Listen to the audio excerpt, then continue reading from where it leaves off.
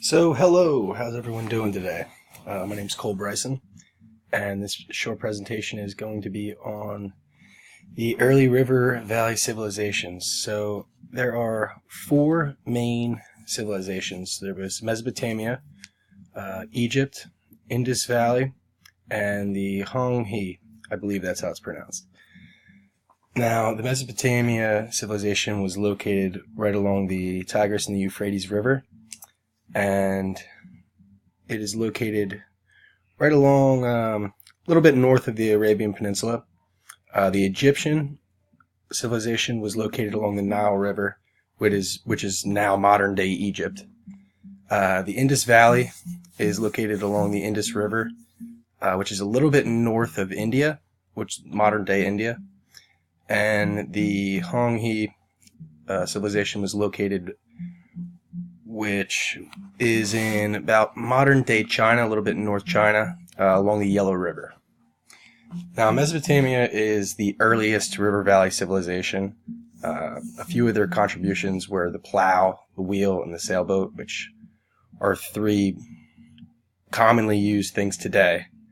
Another thing that archaeologists have found is the Code of Hammurabi, which is the first law system that was created. It was written in, I believe, cuneiform, and that was like the first system of laws, like an eye for an eye, or let's say a doctor might kill a peasant. He's not going to be charged with as serious as a crime as if he killed like another doctor. Then they might cut off his hands or kill him. The next civilization was Egypt, which is located along the Nile River. It's a very old civilization dating back to 3000 BC. When you see the pyramids and all the pharaohs and like King Tut, that was the Egyptian civilization. Some of their contributions were hieroglyphics, medicine, and mummification. The next civilization is the Indus Valley civilization, which is located along the Indus and the Ganges River.